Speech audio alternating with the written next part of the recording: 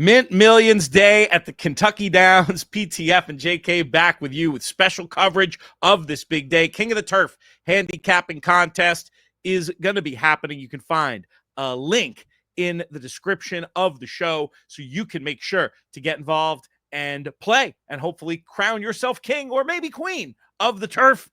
Let's dive in, JK. We're going to talk about the last 5 races on this card, and we start off with stakes action. We're going a mile. There's $2 million on offer in this Exacta Systems Gunrunner Stakes. What numbers will be on your tickets? Yeah, I mean, look, it's hard to know exactly who Nameron is, but John Sadler bringing him here for this big race, getting Flavien Prat in the same colors of Flightline and with Ronus Racing. You'd like to think this one's got a little bit of ability. There is some turf works in there too, so John definitely has to be pretty clued into how good this one is. I'll use that horse.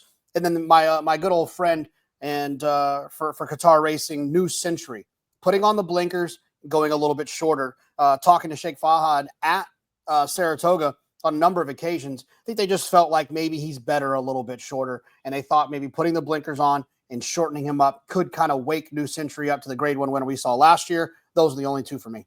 I liked him coming out of that race at Saratoga just because I thought trip-wise just got lost early, made this actually pretty decent middle move into a fast pace before, kind of flattening out a little bit late. He deserves another chance. I'm with you. I've been a little skeptical's too strong, but I haven't been that keen on him in some of these recent starts, but I'm keen on him today. I have had him as my second choice to the 12 runner Capitol Hill. Another I thought made an inefficient middle move in that Saratoga Derby, and I think has an opportunity to be seen to much better effect.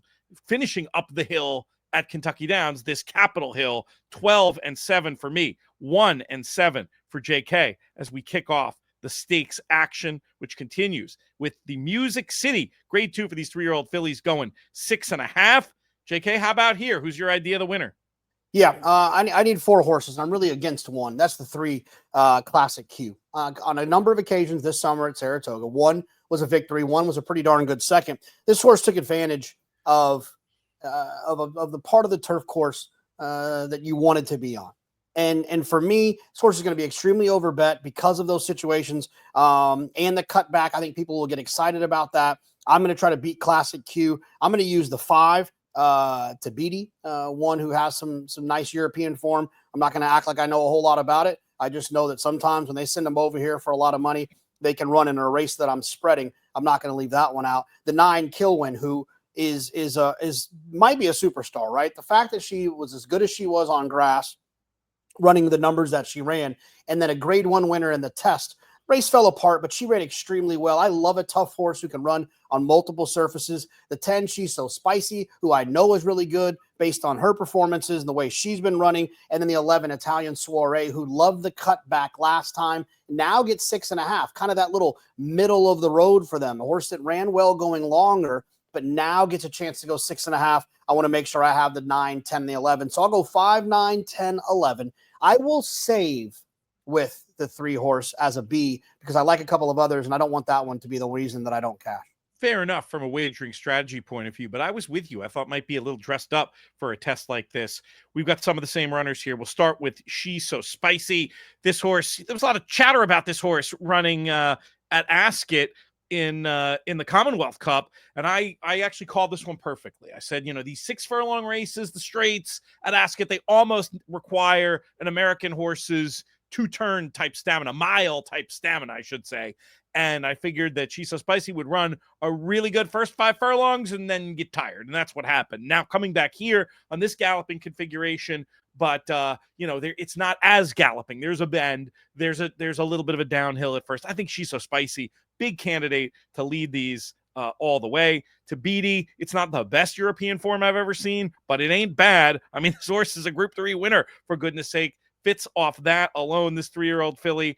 And then one I'll mention that you did not come up with in your reckoning of the race, Pondering, I thought was interesting. Gaffleone rides so well around here. Brendan Walsh does so well around here. And this horse I thought closed really well last time into what was just an even pace. Might be more to be seen out of this one. And I thought that the race 2 back had an excuse too, moving into that hot pace. 10, 5, and 7 for me.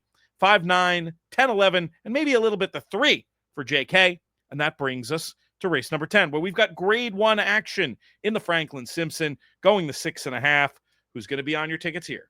Yeah, I only need two, a single A and a single B. I think some people might think this is a little bit of a homer play, and it's more of one of those deals where I just know the horse intimately, right? Governor Sam. I'm going to single A him. And the reason is because I think a lot of people are going to think that based on the way that he runs, he's not going to be able to handle the extra furlong. But I think what's going to happen is that Irad and George and the rest of the team are going to be cognizant that there does need to be a little bit of rationing that goes on with him to allow him to kind of find himself. But I will tell you this as well. The ability to go really fast for a long time might not seem like stamina to some people, but it's stamina to me because you're going fast for a long time. Yeah. And I think that when he goes quickly, other horses could get sucked along with him, and they're going to be more tired than he is because he's the one who's naturally quick. There's something about Governor Sam taking the blinkers off in this configuration that I think he's going to catch some of these horses off guard. I'm going to single A him and single B Spiced Up, who ran him down last time, because if you can run down Governor Sam, you got to be okay. And I know Spiced Up won't have a problem with the distance or the setup for the race. Yeah, I get both of those horses, and I have them both in my reckoning. Do you think Governor Sam will just go on the engine here? What I was thinking, blinkers off. Maybe he stalks and pounces. Erad gets to know him even better last time. Maybe just produces that move at the right time and stalks and pounces to victory. But I was intuiting from what you were saying, maybe you thought the horse was gonna lead the whole way. No. George has never taken speed away from a horse that's got it. I think he'll be forward. If someone else really wants it, they're going to have to earn it to be in front of him. I think he'll be ridden pretty well. I had the 7 and the 8 on top as well. The third pick for me was number 2, Troubleshooting, another mount for Gaff Leone and Greg Foley. This horse, to me, figures and form. Yes, this is a step up, but I think this horse might be ready for this kind of challenge. You've seen this horse finish out these 5.5 furlong sprints so well. I thought there was a world in which the horse moves up going around this Kentucky Downs configuration. Let's talk about the Turf Cup, 1.5 miles, grade 2 action, JK. Another one I'm curious if we see the same way. I'll let you begin. Yeah, I've been chasing El Razine all summer. He takes the blinkers off. He's facing a lot lesser than he's been facing in his last couple of starts. The 5 Mercanti, one who I liked on Turf Classic Day, on Derby Day, where you ran second. He came back in the Arlington Stakes and ran well that day as well. And even in the preview day, ran well enough. He's got some really fast numbers. One that I think is interesting, I want to make sure I have. And then the 11, Fort Washington, not Port Washington, Pete, but Fort Washington, who he's one of those that just kind of always shows up and finishes. And I kind of like that about him. And I think that he's one that I want to keep in the mix as well. I'm going to use the 3 best horses in here and hope that one of them gets it done. We're very similar. I'm 11, 6, and 5. I had Fort Washington right on top based on that recent excellent effort closing into just even slow on time for him. Slow fractions in the Arlington Million. Grand Sonata, so close to him there, has some really nice bits of form that I thought you had to also throw this one in somewhere in the mix. And then I was with you on Mercante, a horse that's got plenty of speed, might be able to try to lead them on a merry chase in this one. We got one more race to talk about, and then we'll do our bets of the day. But what do you like in this maiden race that closes things out?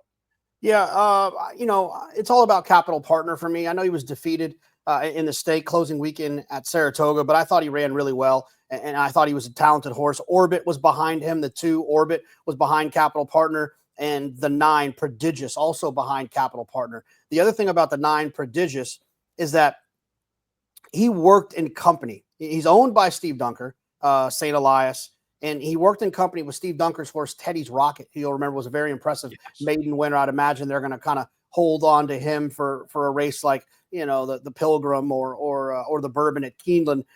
Prodigious worked with him 2 back, I saw on XBTV. So hooking up those 2 together shows that Prodigious must have a little bit of talent. And then I wanted to make sure I had the 4. She's on a roll for Wesley Ward, a stretch out tight, but drawn inside. I like when stretch outs on the turf draw inside. They can get cover and they can save ground. Same 3 horses. We're going to win or lose together on this card. It don't have much to offer other than that. Just one other one other angle on She's on a Roll, just that angle that I love when they get on the new surface and they just do so much better. Sometimes the market expects them to regress, and sometimes now that they're doing what they want, the train keeps going in the right direction. I had a 2, 4, and 9, very similar to you. How about a play of the day? It's big contest day for a lot of people. They got to decide where they would plant a flag. Where would you plant a flag, JK, on this Mint Millions Kentucky Downs Saturday card if you were trying to become the king of the turf? Yeah, race 8. I think New Century is one that I've been looking for. I expected him to have better runs this summer. I thought he ran well enough in the Breeders' Cup last year as a 2-year-old. He had his Group 1 win up at Canada that I thought was really nice. And I'm hoping that the shorter distance, putting the blinkers on, will actually wake New Century up. He'll be my play of the day. I'm going to go with a familiar name coming out of that Grade 1 Arlington Million. I think Fort Washington can back up that run with another big victory in this Turf Cup that goes as the penultimate race, race number 11 on Saturday. Shug McGahee does so well around Kentucky Downs. I think this one, not going to be as big of a price as your play of the day, but one that I have no problem going in with and hopefully being able to pick up some chips and keep things going as Kentucky Downs continues apace. Really appreciate having you on here. We're going to be back with more coverage, 2 more days to go after this one, if my mathematics are correct. Appreciate having you on, my friend. For JK, I'm PTF. Thanks to our friends at Kentucky Downs and the Kentucky Thoroughbred Development Fund. One more reminder, King of the Turf Saturday. And also, if you're looking for more info about Kentucky Downs, go to equibase.com, navigate over to RaceLens, and check out some of the great specials they have for new and existing customers. May you win all your photos.